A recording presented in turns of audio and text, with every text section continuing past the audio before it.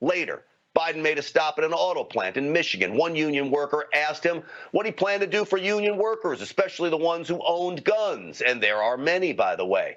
Biden said the union worker was full of, well, you know what, and later called him a horse's you know what. You are actively trying to diminish our Second Amendment right and take away our guns. You're full of All right, thank you. No, shush. Wait. Hey, take your AR-14s away. Other guys want it. I'm not worried. Thank you so much. Give me a break. Don't be such a worry. You need 100 rounds. You need 100 rounds. In America with handguns, and there are what you call assault rifles. Well, I could play the AR-14 bite over and over again. It's AR-15, Joe. It's beyond me how anybody ever voted for that guy when all he does is call people names if they challenge him in any way. That union worker, by the way, who challenged Biden several months ago, joins us now. And he says he and his fellow union members are leaving the Democratic Party in droves. Jerry Wayne, welcome to the program. Yeah, thank you for having me. I appreciate it. Well, it's great to have you on. So there was a stat that came out earlier this week that white, no college degree voters were registering in record numbers. And I believe that's union workers in Midwestern states that are going to President Trump. Oh, well, you're absolutely right on that. I think a lot of people amongst the unions are really going out and registering to vote now because they see that our constitutional rights are under attack.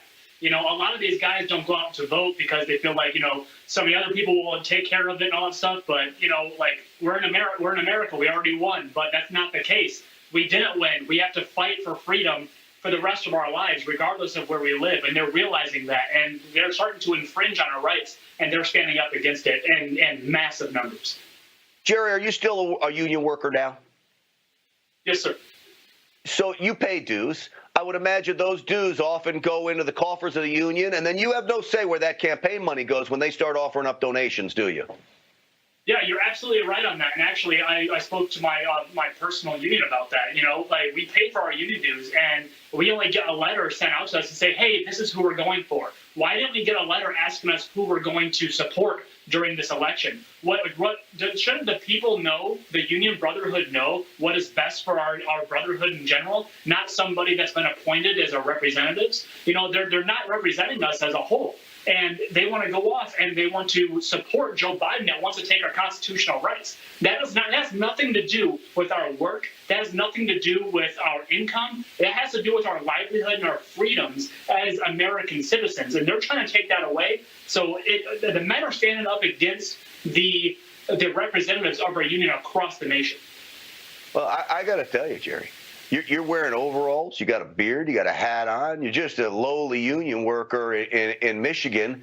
You know they hate you, right? You know they call you dumb, they call me racist, they call all of us names. They got it all backwards, though, don't they?